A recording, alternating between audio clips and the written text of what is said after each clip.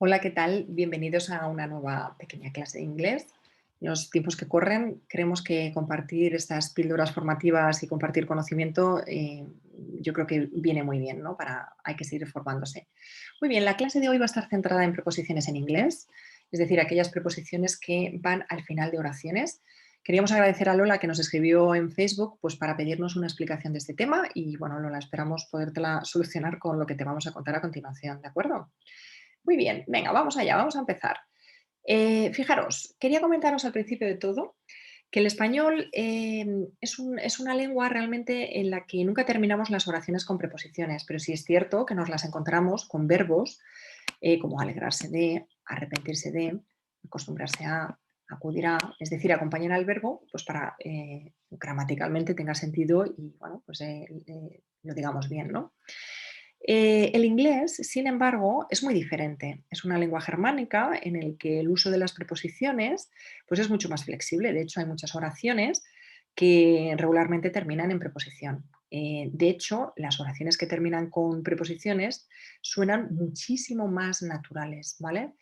Quería comentaros también que, bueno, hay un montón de preposiciones en inglés, cerca de 100, son muy utilizadas en los phrasal verbs, que como bien sabéis es un verbo acompañado de una preposición.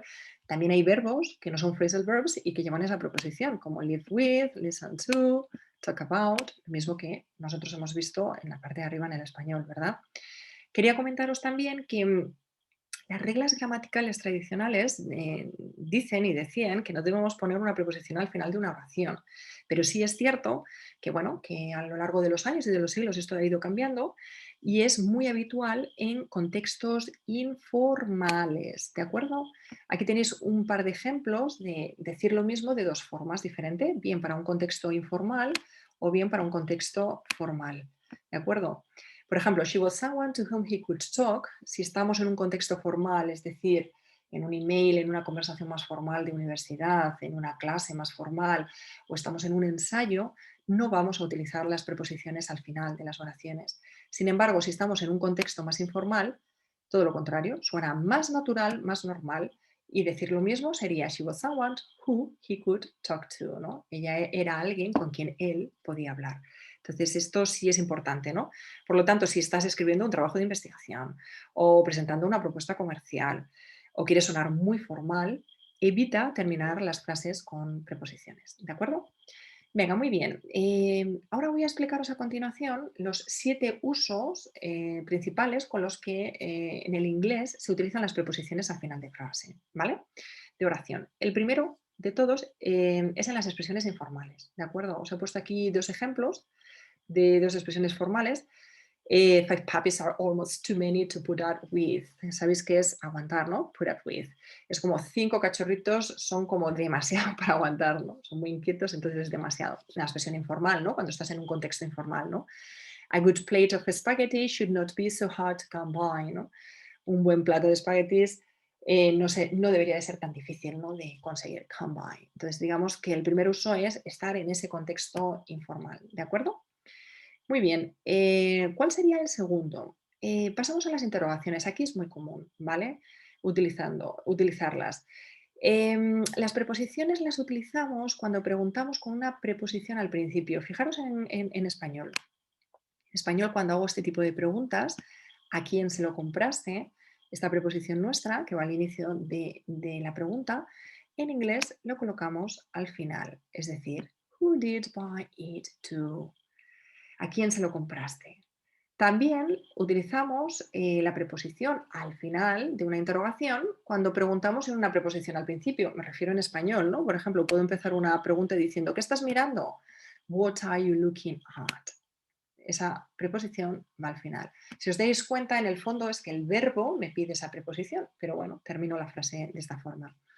Y también en interrogaciones indirectas, por ejemplo, quiero saber en qué habitación están ellas. I want to know what room they are in. De nuevo, la preposición pues va al final, ¿vale? Entonces, todo lo que es concepto de interrogación, perdón, la preposición la colocamos al final, ¿de acuerdo? Muy bien, borramos esto para poder pasar a la siguiente. Vamos al tercer uso. En el tercer uso nos encontramos las preposiciones para direcciones. Es decir, cuando estamos ayudando pues, a indicar una dirección a alguien o ve para allá, ve para acá, ¿no? Algo así, ¿no? Por ejemplo, please go in, en este caso he puesto 3 ejemplos. Por favor, entra, ¿vale? Pues también lo utilizaría. We walked out, salimos, ¿no? Nosotros salimos. De nuevo, también coloco la preposición, ¿de acuerdo? O please step down es por favor bajen. De nuevo, pues coloco la preposición al final, ¿de acuerdo? Este sería el tercer uso. Muy bien. Borro esto porque si no me llevo los, los garabatos a la siguiente página. Venga, vamos al cuarto uso. En oraciones con verbo en infinitivo, aquí también utilizamos preposiciones al final. ¿De acuerdo? Por ejemplo, she's a good person to talk to. Cuando estoy utilizando el infinitivo, ¿de acuerdo? Pues tengo que colocar la preposición al final. O there is nothing to be afraid of. Cuando utilizo un infinitivo dentro de la oración, uy, el pulso, coloco esa preposición al final. ¿De acuerdo? Este sería entonces el cuarto uso. Muy bien. Pues vamos al siguiente.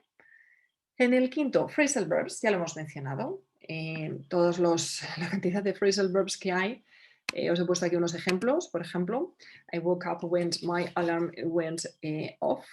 De nuevo. O will you please shut up? O Tom asked Lily to marry him, but she turned him down. ¿Vale?